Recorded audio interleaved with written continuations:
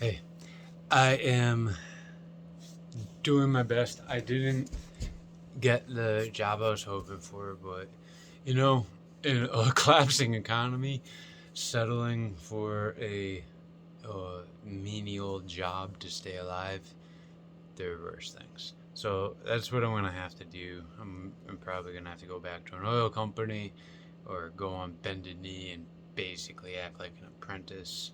Um, Even though it's undeserved and I did the right thing, and I'm being slandered by a bunch of unionized cowards who are pretending to be too good to talk to me while they are really just cowardly pedophiles. Um, Kidnapped my children and then hid behind women, hid behind children, hid behind lies, hid behind stoicism. Um, but I digress. I'm I'm gonna do what I have to do to survive, and if that means taking one on the chin, then I'm gonna take one on the chin. It's not the first time, it won't be the last. So I hope. You never know. Um, but I wanted to do a video because I was just thinking about it. I watched some Ajahn Brahm videos, and I don't want to give myself too much credit with my terrible mind. Um, I was thinking, I was like, man, I want to go get a coffee. And I was like, I can save some money. And, I'm only getting a coffee because I'm addicted to caffeine. It's a chemical that goes into my brain and has these stimulating effects that I like, but it's also bonding out in nature with toxic heavy metals and leads. And that's all mixed into the coffee, too. So even if you can accept some acidic alkaline ebb and flow in your neurochemistry, you still have a compounding toxic burden, and that is tough to justify even in an enabler's mind. But if you think about it, then you're an addicted Buddhist. And I was kind of chuckling to myself. I'm like, well, at least I'm aware that I have an addiction. And that's what's driving me to want to walk to the store and spend $4 of my diminishing funds. And I was thinking about it. I'm like, that's why I love Buddhism. And that's really what I wanted to focus on today, because while I didn't watch all of Ajahn Brahm's videos, I should have. Um, it was enough to remind me of the gist, and it did put a smile on my face.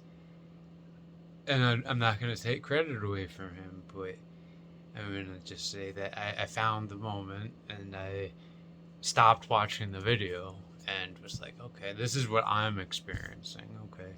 And I was like, that's why I love Buddhism.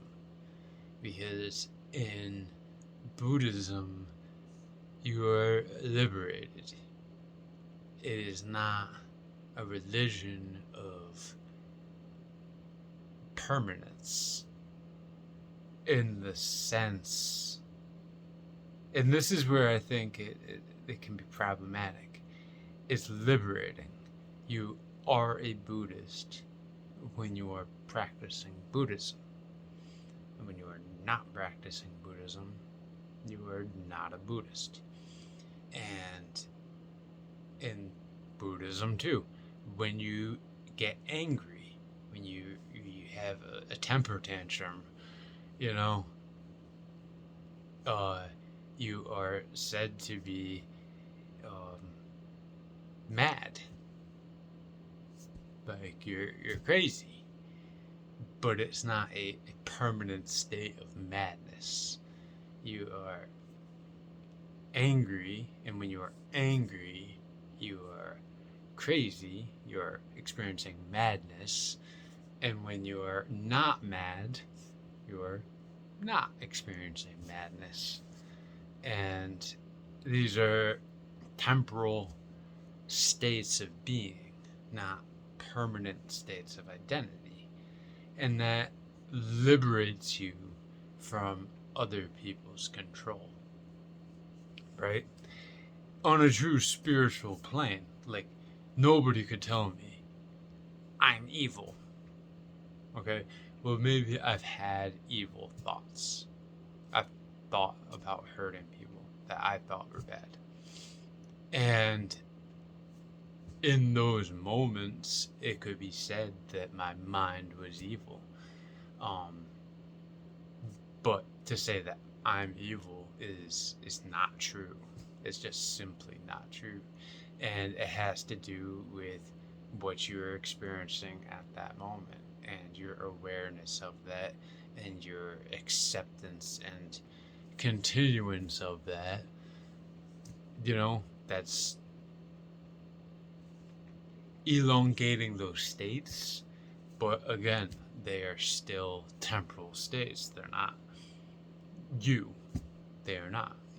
They are what you are experiencing, and that is the heart of liberation, because when you are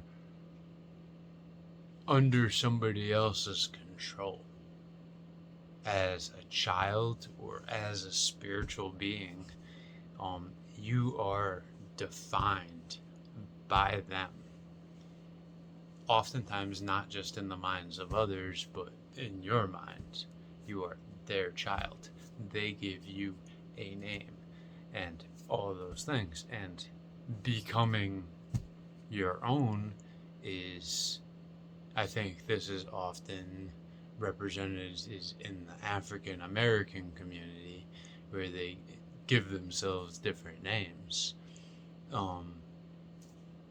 to separate themselves from the childlike control system, right? But that happens not just to them, that happens to everybody at becoming adults, and in the spiritual sense as well.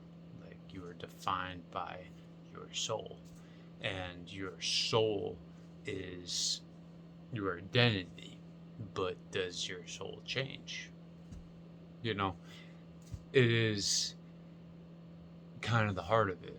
So anyway, there is this chant, and it goes, Gate para sam gate bodhisatta. And gate para sam gate bodhisatta. And you say it over and over again. But it basically means, like, hot damn, I'm free. And it's a great chant, but that's really why I love Buddhism, is liberating from a control system. You are free to come and go as you please. If you do not believe every word the Buddha teaches, good. If you do not practice everything that this school practices, good. It's about awareness. It's about awareness. And the behavior can literally be the same.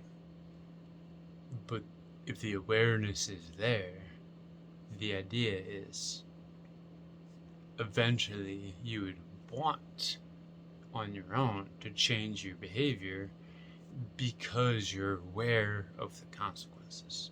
And once you become aware of the consequences, then you, all on your own, naturally start to act more and more like the Buddha. So it's not a process of teaching you to do this or that, or to browbeat you into reformation by, the stick and the carrot. Is absolutely 100% personal responsibility and awareness of consequences. That's Buddhism. And that is liberating from domination. And I think that's why a lot of punk rockers get into Buddhism at some point, because it's not dominating. It's not trying to be your daddy. I mean, for seriously, that is suspect behavior.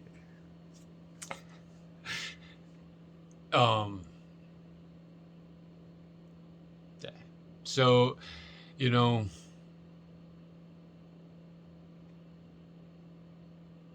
liberation is the objective of, I think, the human struggle, and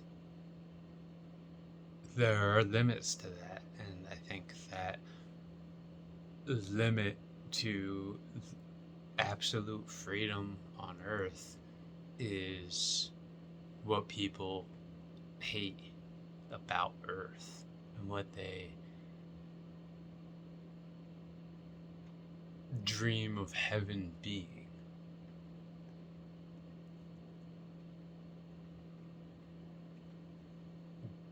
But in a spiritual sense, like disregarding like the functionality of building a factory or providing a sewer system that can manage waste appropriately, or a recycling system that doesn't destroy our ecosystem in the short term.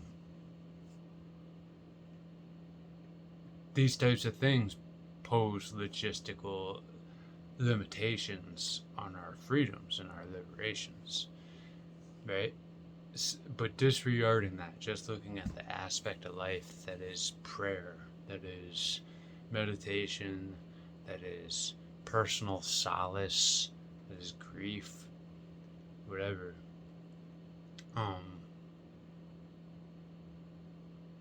There should be less limitations, right? So we have the ability to be more spiritually free, and we want to be free. Why wouldn't we choose a religion that is liberating and not one that is dominating and controlling, if given the choice, you know? And liberation is good and freedom is good. So if we can't have it on earth, why wouldn't we pick a religion where that's at least like the cornerstone, you know? So everybody says there's no love in Buddhism, there's no passion. It's kind of apathetic, a bit cultish. I've heard all that. I've heard Jewish psychologists tell me very specifically that Buddhism is not a religion, but in fact a culture, because it doesn't have a god. And I don't think that was true, because there are definitely references to angels and devis and devas and even a god presence, and maybe not the Buddha's direct teachings, but certainly Buddhist teachers over the years, from the traditional schools, not like heretics in the woods. But I don't think that that's even true. I do think that there's love and compassion in Buddhism. I just don't think that there's a lot of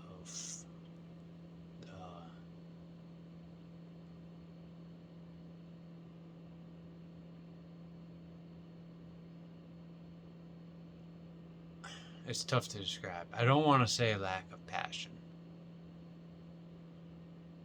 but there is an intention to control that passion. You know, it's not, there's no veil of death, you know? Like, that's how I view Catholicism. That's death. That's death. It's got a clown mask on, but it's death, right? That's what the culture worships. That's the dark mystique of their religion. That's death. It's all soaked in death. And that's cool, you know, that's them, but that's not how I want to worship. Like, you know, so I'd rather find liberation and peace. So I get it. It is a double edged sword. It kind of is just the way it works. It's,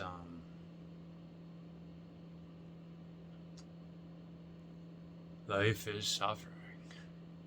And part of that is it's recognizing, even in our kind of spiritual path, there's a plus and a minus. So maybe it is like the effort to control the passion and the subsequent violence and death that comes with that passion,